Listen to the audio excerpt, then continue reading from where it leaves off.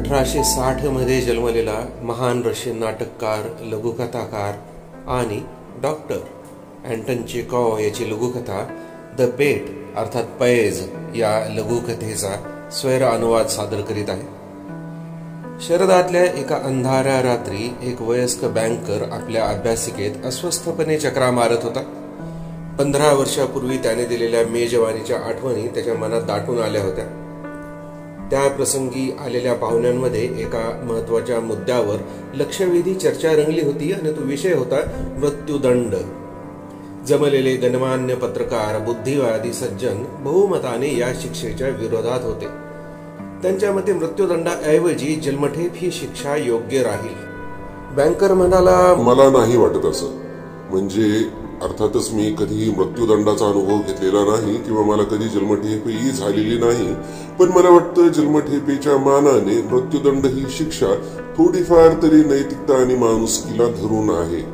म्हणजे कसं की मृत्यूदंड एका क्षणात मारून टाकतो व्यक्तीला, पण जन्मठेप तिळातिळाने मारत जाते. हे फारच क्रूर आहे. एक पाहुणा म्हणाला, राजा, सरकार, शासन, न्यायदेवता म्हणजे देव नाही. जी गोष्ट तुम्ही देऊ शकत नाही म्हणजे जीवन, ती हिरावून घेण्याचा तुम्हाला काहीही अधिकार नाही.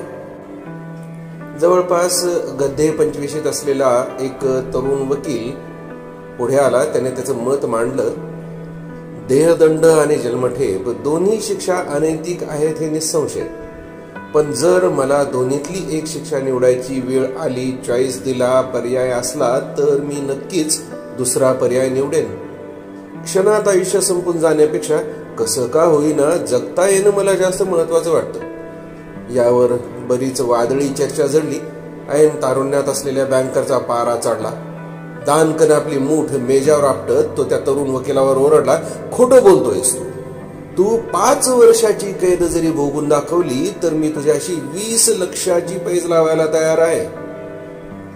तुम्ही गांभीर्यानं बोलत असाल तर मीही पैजेला तयार आहे, पण 5 वर्षाची कैद नाही, 15 वर्ष. तो तरुण वकील उत्तरला. झालं तर मग 15 वर्ष, बँकर आवेशात म्हणाला. सद्ग्रस्थांनो, मी 20 लक्षांची पैज लावतोय.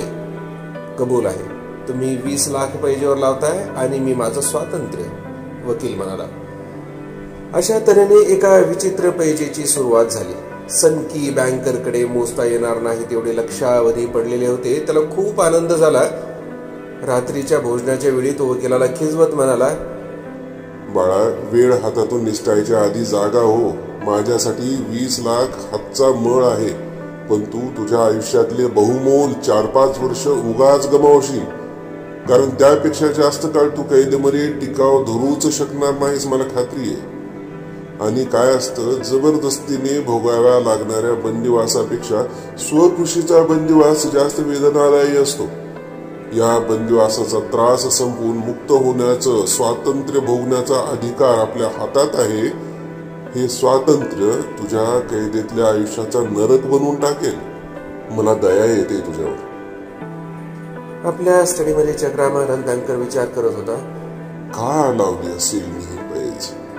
त्या वकिलाच्या आयुष्यातले 15 वर्षही गेले आणि माझे 20 लक्षही जातील.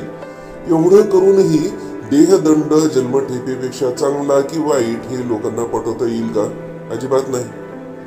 माझ्यासाठी ही पैज म्हणजे निव्वळ पैशाचा माज होता आणि त्या वकिलासाठी पैशाचा मोह. मेजवानीनंतर काय काय झालं त्याचं चित्र त्या बँकरच्या डोळ्यासमोर तरळू लागलं. बँकरच्याच घरातल्या बागेतल्या एका एकांड्या खोलीत अत्यंत कडक निगराणीमध्ये हा तुरुंगवास भोगावा लागेल असं ठरलं. त्याने त्या खोलीचा उंबरा ओलांडायचा नाही. पत्र, वर्तमानपत्र मिळणार नाही. जिवंत माणसाचं दर्शन तर दूरच, आवाज सुद्धा ऐकता येणार नाही. संगीत वाद्य त्याला मिळू शकतील, पुस्तकं वाचता येतील, पत्र लिहिता येतील. बाहेरच्या जगाशी त्याला निशब्द संवाद साधता येईल. कसा?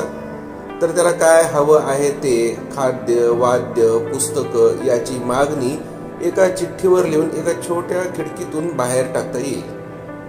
14 नोव्हेंबर 1870 रोजी मध्यरात्री 12 पासून ते 14 नोव्हेंबर 1885 मध्यरात्री 12 पर्यंत असा बरोबर 15 वर्षाचा त्याचा तुरुंगवास असेल.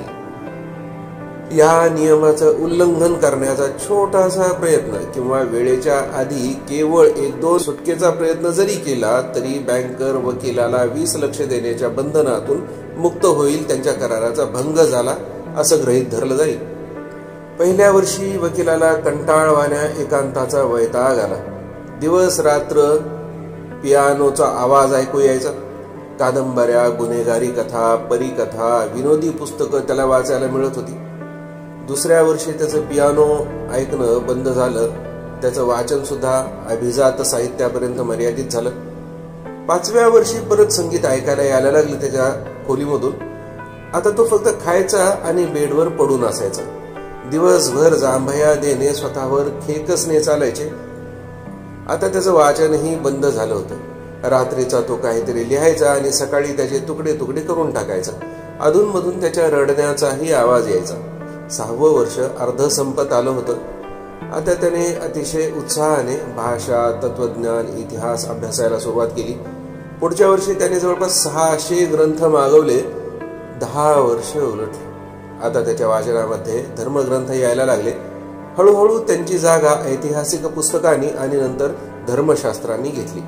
कैदेच्या शेवटच्या 2 वर्षात त्याच्या वाचनाचा परिघ बराच विस्तृत झाला होता. त्याने निसर्गशास्त्र, बायरन, शेक्सपियर, रसायनशास्त्र, वैद्यकशास्त्र, कादंबऱ्या, तत्वज्ञान आणि धर्मशास्त्रालाही गवसणी घातली. सगळ्या आठवणी बँकरच्या डोळ्यासमोर तरळून गेल्या. त्याच्या मनात विचार आला, उद्या मध्यरात्री बरोबर 12 वाजता त्याला त्याचं स्वातंत्र्य परत मिळेल. मला त्याला 20 लाख द्यावे लागतील आणि मी खऱ्या अर्थाने कफल्लक होईल, रस्त्यावर येईल. 15 वर्षापूर्वी त्याच्याकडे अगणित संपत्ती होती, पण सद्य परिस्थितीत धनापेक्षा ऋण जास्त होतं त्याच्यावर. जुगार, आदबट्ट्याचे व्यवहार, अस्थिर निर्णय, सगळ्या चुकीच्या गोष्टी त्याच्या व्यवसायाच्या ऱ्हासाला कारणीभूत ठरल्या होत्या. आता सुटकेचा एकच मार्ग होता, त्या माणसाचा मृत्यू. घड्याळाने तिनाचे ठोके दिले. सगळं घर गाढ झोपेत होतं. सावकाश, आवाज न होऊ देता त्याने तिजोरीतून किल्ली काढली. 15 वर्षात न उघडलेल्या दाराची किल्ली होती ती. हळूच त्याने गारटलेल्या अंधाऱ्या भागेत प्रवेश केला. चाचपडत त्याने वकिलाच्या कैदखान्याचा रस्ता शोधला आणि कुलपात किल्ली सारली. आश्चर्योद्गार अपेक्षित होता त्याला, पण सगळीकडे नीरव शांतता होती. टेबलावर डोके टेकून तो वकील शांतपणे झोपला होता. त्याचं शरीर म्हणजे हाडाचा सापळा बनला होता. खोलवर गेलेले गाल, त्यावर ताणून बसवल्यासारखी फिकूटलेली त्वचा, लांब कुरळे केस आणि अस्ताव्यस्त पसरलेली दाढी. बँकरने विचार केला, मला त्याला फक्त उचलून बिछाण्यात आदळायचं आणि गुदमरून टाकायचं आहे, म्हणजे अनैसर्गिक मृत्यूचा काहीही पुरावा शवविच्छेदनामध्ये सापडणार नाही. अचानक त्याची नजर टेबलावर ठेवलेल्या एका कागदाच्या कपट्याकडे गेली. त्यावर काहीतरी लिहिलेलं होतं. उत्सुकतेने बँकर ते वाचायला लागला. तर त्यावर असं लिहिलेलं होतं, उद्या मध्यरात्री 12 वाजता मी मुक्त होईल, पण मला काही सांगायचं आहे. स्वातंत्र्य, आयुष्य, आरोग्य, ग्रंथांमध्ये ज्या वरदान म्हणून वर्णिलेल्या गोष्टी आहेत त्यांचा मी निषेध करतो. क्षुल्लक आहेत त्या माझ्यासाठी. पुस्तकात मी भौतिक आयुष्याचा अभ्यास केला, गाणी म्हटली, हरणांची, रानडुकरांची शिकार केली, पर्वत शिखर सर केली, कित्येक सूर्योदय आणि सूर्यास्त पाहिले, कडाडणाऱ्या विजा, हिरवीगार जंगल, रान, वन, नद्या, तलाव, शहर पाहिली. अथांग दऱ्यांमध्ये मी स्वतःला झोकून दिलं, चमत्कार केले, शहराच्या शहर बेचिराग केली, नवनवे धर्म शिकवले, कितीतरी देश जिंकले. पण सारं क्षणभंगूर आहे, नश्वर आहे, आभासी, माया, मृगजळ आहे. कारण मृत्यू एका क्षणात तुम्हाला या भूतलावरून पुसून टाकतो. तुमचं अस्तित्व संपतं आणि मग सारं संपतं. मला त्यावेळी स्वर्ग सुखासारखे भासलेले 20 लाख मी माफ करतोय.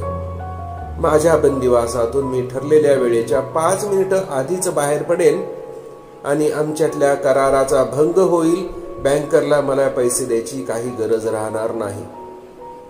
बँकरने ते पत्र वाचलं, तसंच मेजावर ठेवलं. त्या वकिलाच्या कपाळाचं चुंबन घेतलं. त्या खोलीच्या बाहेर आला आणि हमसून रडायला लागला.